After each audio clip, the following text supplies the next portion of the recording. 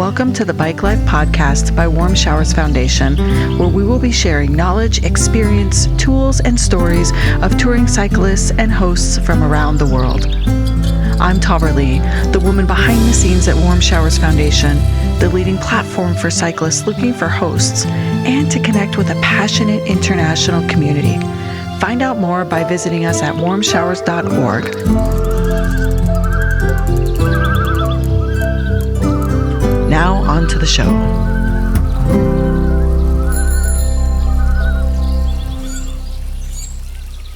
We are back with another episode of Bike Life. And coming to you today is Sheila from Ontario, Canada. And she is a bike tourer and a nutritionist. And she records videos on bike touring and nutrition. And I'm so excited to have Sheila here. Thanks for joining me. Thanks for having me. I'm very excited to be here. Ooh, you have so many interesting facets to your story that I cannot wait to share it with those that are listening. And thank you for being here. It's an important time for us to share and keep our community connected through this show. Yeah, absolutely. It's honestly a pleasure. I could talk about bike touring, listen about bike touring.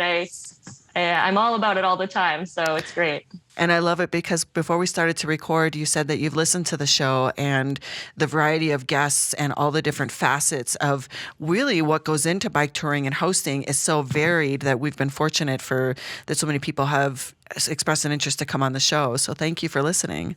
Oh, thank you. Yeah, I love that everyone has a unique story of how they got into it, why they take cyclists in. It's really beautiful. So let's start there. Tell us a little bit about how you got started into bike touring. What was the beginning journey for you? Yeah, so I started doing triathlons when I was probably 18. And so that kind of got me into cycling. And I worked my way up to an Ironman. So I knew I could do these long distances. But I had never traveled on my own, never done bike touring before. I knew it was an option because my mother and my sister actually biked across Canada when I was 16. So I knew it was an option, but had never done anything like it before. And I started playing with this idea of biking around Scotland. And I thought, it'd be a nice slow way. I have Scottish background. I'd really like to visit Scotland. So I kind of toyed with this idea. And then a friend of mine, he was saying that he wanted, as I was expressing this, he said, I've always wanted to hitchhike across Europe. And I just thought, I should just bike across Europe. And so this little idea of kind of biking around Scotland slowly grew. And then I decided to cycle across Europe in 2019. I love it. I love it so much. And to be 16 and witness your family doing bike touring sets the stage for what's possible. Yeah, absolutely. And when they did it when I was 16, I was, in theater and I was really excited about acting and I was in a show and I was like, I don't think I can join you. They had actually invited me to join them. But I've made up for it since. So did you embark on this journey solo then, or did your friend accompany you? No, I did it on my own. And it was actually funny because as I was playing with this idea, I think I always envisioned it doing with somebody. I always thought, I'll have a friend that'll say they want to do it, or maybe I'll be dating somebody and I'll go with my partner. And I just remember it was like a week or two before I left. And I was like, I'm doing this on my own. And I knew that was a possibility, but actually being kind of faced with it definitely had its nervousness to it. But I'm so glad I did it on my own. Because I really just learned so much about myself and had an amazing experience. So walk us through what the plan was when you started. Honestly, I had been dreaming about this for a couple of years, but when I actually headed over there, I really I knew I was going to Scotland. I knew I was staying with a Warm Showers host for my first week. And I landed in Edinburgh and I knew I wanted to bike kind of around Europe, but I didn't really know where I was going to go exactly. I just kind of took it day by day, and the people I met along the way and a lot of the Warm Showers hosts really shaped where I went and the routes I took. And so a lot of it was shaped as I went, really. And how long were you gone? How long was that tour in total? Yeah, I was in Europe for 6 months, and the tour itself was about 3.5 months. I love it. I love it. So you started in Scotland. Yeah. And did you experience some anxiety going into this journey? Oh, absolutely. Yes. I think, and that's the funny thing. You hear stories of people going on adventures or touring, and you kind of picture them as being fearless. But I certainly wasn't, and I don't think any of them were either. I definitely had my fears, my anxieties, and I just chose to be really patient and kind with myself. And I told myself when I went, I was like, if you hate this a week in, a day in, that's fine. You can fly home. You can do something different. You can work in Scotland. You can pick a different adventure. But, within the first 3 days, I was in love with bike touring and I stuck with it. But I do think that permission to change things, to do a different path, to try something different, that was really helpful for honestly encouraging me to keep going, because I took that pressure off, and I just trusted that I would keep being patient with myself and making choices as I went. Having grace. Having grace, exactly. Yeah. It is definitely an important lesson that carries over in all aspects of our life when you've experienced something where you are pushed to challenge yourself, to have like this flexibility, right? Like surrendering to what you don't know is going to be, and giving yourself, I love the fact that you said giving yourself permission. Mm-hmm. Yeah. Yeah. Absolutely. Wonderful. So when you were 3 days in and you fell in love with bike touring, tell us a little bit about your experiences in Scotland and where you went from there and what that looked like. Totally. So Scotland, I did a big loop. I spent about 6 weeks cycling north to Inverness and then west to kind of the islands, and then down through kind of the west coast of Scotland, back to Edinburgh.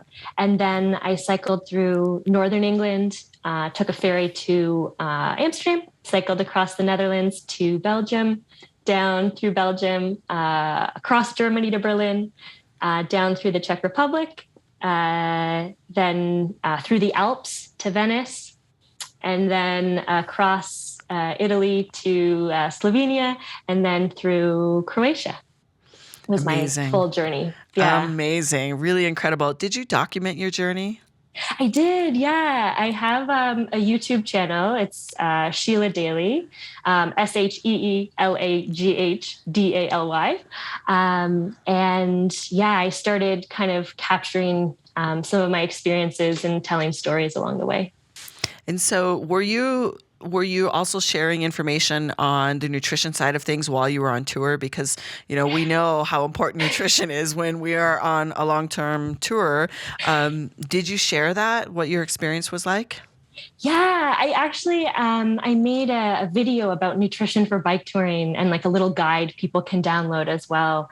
Because I definitely found, especially for longer tours, when you can eat nutritious foods along the way, and enough of them, of course, then you just really feel your best, and you're able to ride your best and really enjoy the experience even more.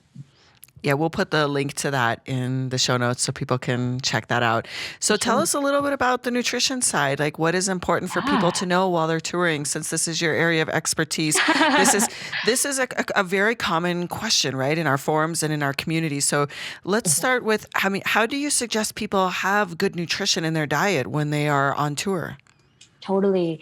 The biggest thing is to eat enough, to eat more than we think we need to sometimes. It's really hard because we have to remember that our bodies, when they're stressed, digestion isn't as important. So our digestion slows down, and we might not get the same hunger cues. We might not feel that grumbling belly, but our bodies are burning through nutrients really fast when we're biking and when we're putting that stress on our bodies, which biking for hours a day does. So we want to make sure that we're eating enough, that we're taking breaks to eat, and that we're looking out for those maybe different cues that we're hungry. So if you feel a little bit of fatigue, or you feel grumpy, or you feel irritated, these can all be signs that we might need a little bit more food. So eating enough food is going to be the most important.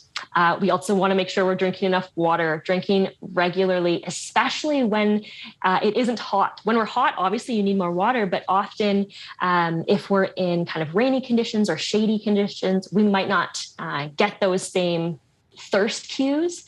So we have to make sure, no matter the temperature, that we are drinking. And then, of course, if we're sweating a lot, we need to drink even more. So making sure that we're getting enough food and water is key. Incorporating some salt is important as well, that we're topping up those electrolytes. So getting those minerals, getting sources of salt in our food is really important. I actually travel with a little salt shaker, so I grind that into just about everything when I'm on a bike tour. And then, if we feel like we're nailing down that, the other thing I would layer in is trying to get those sources of vegetables and fruits, because when we are exercising and putting that stress on our bodies, we are just burning through vitamins and minerals. And so, I know there's also the trope, when people bike through France, they're like, I'm just going to exist on bread and cheese. And of course we should enjoy those things. That's so wonderful. And it's so important on a bike tour to enjoy that local food. But also to try and squeeze in those vegetables and fruits too, because our bodies really do need those. Really, really good advice. And a lot of people talk about, having to stop for fast food, right? Or whatever place is close by that you can find, and they don't always have the healthiest alternative. So are there a couple of key things that people can look for? I mean, we hear a lot about carbs, and the importance of carbohydrates, specifically when we are doing a lot of physical output. Do you have recommendations for how people can make healthy choices when they are in a place that might not have a lot of healthy options? Yeah, for sure. So much of it is finding those opportunities when you see that grocery store, or you see that corner store, or even that gas station sometimes, and stocking up on some healthy snacks, grabbing that trail mix, a couple apples, learning those things that are easy to transport. And I do list some of them in my guide as well, because I know nobody likes a mushy banana in the bottom of their pannier, but finding those things that kind of keep well, and stocking up on them so you have access to them. And of course, that's finding that balance, finding that little room you can keep in your pannier, or if you're bike packing, finding that spot that you can keep some snacks in is really important, so that you don't get to that point that you're so hungry. But also being kind to yourself when you need to grab that McDonald's, right? At the end of the day, your body needs food. That's most important. So, nothing wrong with grabbing a quick meal when you need it, and just trying to plan when you can. Yeah. Thank you for sharing that. You're welcome. Pleasure. So let's talk about, did you have any language barriers when you were traveling? What a great question. You know what? I consciously started in Scotland because, this idea of traveling on my own and bike touring for the first time seemed really overwhelming. And I thought, why not start in Scotland, where I speak the language? There's there's a lot of cycling infrastructure. There's a lot of cyclists. I have Scottish background, so I have a lot of traditions that I understand. And so I decided to start there and gradually work my way towards places with less cycling infrastructure and where I didn't speak the language. And I did actually, I found when I transitioned to the Netherlands, it was about a week in, and I just found myself starting to feel a little isolated. I didn't even realize that's what it was at first. I felt like I was not having as much fun. And I was like, oh, I don't want to give up, but I'm just not having much fun. And I realized that it was just that I was kind of it wasn't that people didn't want to talk to me. It was that I was just so embarrassed that I didn't speak their language. And so I didn't want to, I felt like I was imposing on them for speaking my language rather than their language. And so slowly I learned that to just kind of learn some of the language so I feel a little bit more comfortable. But that people were honestly so supportive and so happy to help. And, sometimes we would mime at each other, or sometimes we would use the few words of each other's language we knew, but that there was no need to isolate myself or to, I the same way that if somebody were a bike tour in my hometown and they didn't speak my language, I would do what I could to help them. And so just finding that ability to kind of reach out and to connect with people, because that's what bike touring is all about, right? So, yeah. Did you meet people along the way that you ended up staying with that were not part of Warm Showers, like somebody in the community that would pass by and want to offer you water or a place to stay or a rest because they knew that, wow, she looks like she's been on tour for a while? Yeah, I did. Like, that's the thing. And, I think that's what you hear so many bike tourists say is just the unreal, unimaginable kindness that is in this world. And I had countless experiences of, people that I would meet and they'd say, oh, hey, well, I live over here. So if you come over there, you come stay with us. Or, people that would, offer me a place to stay. It was really just endless, the kindness and the people that offered support and that I met on the road. Were Warm Showers hosts a part of the journey of letting you release some of the fears that you were experiencing? Like, tell us a little bit about your experience with the hosts. Yes. Honestly, I think my trip would not have been the same without Warm Showers. And that's why I swear nearly every video I make mentions Warm Showers, because I truly, every time I needed some wisdom or some support, I would come upon this Warm Showers host that would have exactly what I needed. One of the first Warm Showers hosts I stayed with, I was feeling a little anxious about being in Scotland all on my own and traveling on my own for the first time. And I swear that family, I'm still in touch with them to this day. They basically adopted me. They would check in on me during my route. They'd message me. When I finished my loop of Scotland, I stayed with them again. When I got to the end of Croatia, I came back to Scotland and stayed with them again. And then, shortly after them, I was feeling nervous about wild camping for the first time. And the host I stayed with was a solo female cycle tourer. She had toured all over South America on her own. And it felt serendipitous that I ended up with, and I was, nervous about camping on my own, and she walked me through it. And I had never lit a camping stove before, and she showed me how to do it. And it was just, there's countless examples of, being at that moment where I was like, oh, what do I do here? And I'd get to Warm Showers hosts and say, oh, I love this route. Why don't you try this route? Or why don't you go to this place? And yeah, really astounding the way it just shaped everything. I love it. This is why we do what we do. This is why. This is what it's all about. There's nothing like it. Yeah.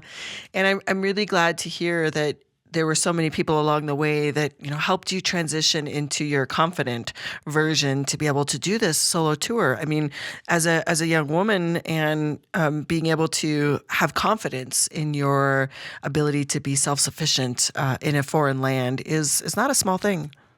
Yeah. And that's one of the things I loved the most about the tour was just, when you're touring on your own, you can't rely on anyone else to do anything. You can find those supports, of course, but you have to get that camping stove lit and you have to find that campsite. And it really, it challenges you in a really, really beautiful way. And so I just feel like I grew so much because of it.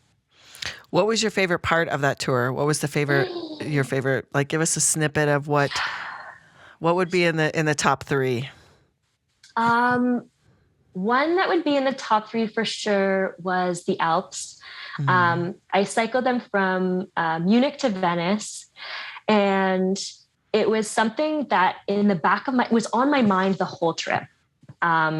I was so excited to be in the mountains, but I was just so nervous. And it was on my mind the whole time. Can I cycle these mountains? What are these roads going to be like? What's this? I'd heard kind of scary stories of people being in the mountains and not having a shoulder. And so I was really overwhelmed. And I just, it was funny because it was really halfway through my trip, or 2/3 of the way through my trip. And I just remember getting there and I climbed and climbed and climbed. And I got to the top of this pass and I was cycling down it and the sun was setting. And it was just this moment of just pure gratitude and joy and just astonishment that I was able to get there and do that and experience, cycling down the Alps. It was that was a really beautiful moment. I think a lot of my favorite moments were either the amazing people I met and also those moments where you feel like you overcome, right? That's the thing about bike touring. You have those really hard moments where you're just like, I don't know if I can do this. And then you do it and it's just pure elation and joy. Beautiful. And I can envision the Alps, the air from the Alps coming on your face and the freedom and the beauty that you experienced in that moment. It was astounding. I was so happy. Yeah, wonderful. I know people can't see you. I can see you, but I can see it. I can see it. You're just aglow with joy. Yeah. So what's next? Oh, goodness. I want to bike everywhere. There's, I want to be everywhere. I think right now, it's hard to say what's going to be, what borders are going to be open, what's going to be available this year. So I know one way or another, I want to be on my bike. So I'm kind of putting together 3 separate bike tour ideas. And then just depending on how things go, I will set off on one of them. So I'm very excited to be on my bike in whatever capacity, wherever it ends up being. Yeah. And we know that we need to be flexible and fluid right now. We've talked with a lot of guests recently about changing of plans, like altering it, and yet still desiring to have the experience that we know is so important to our, right, at the soul level. It's important, and nature, right, and the fresh air, how important that is.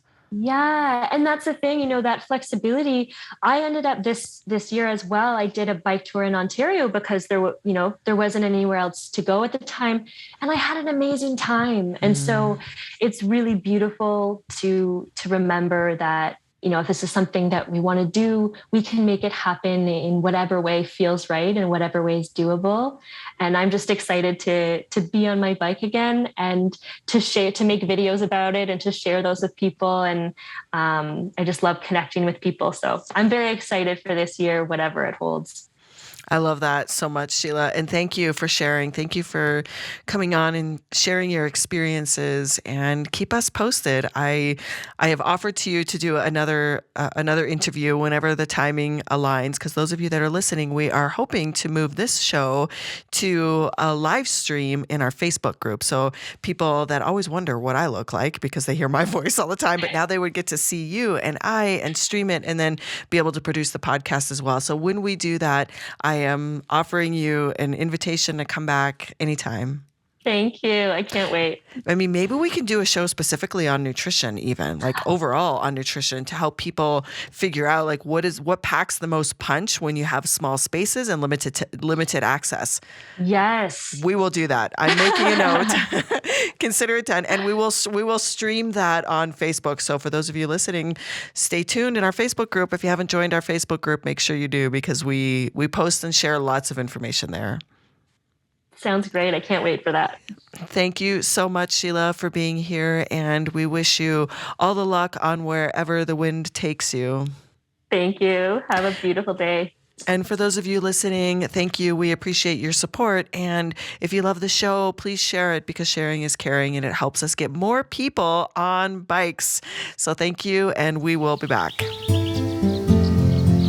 Thank you for joining us, and we hope you enjoyed the show as much as we enjoyed making it.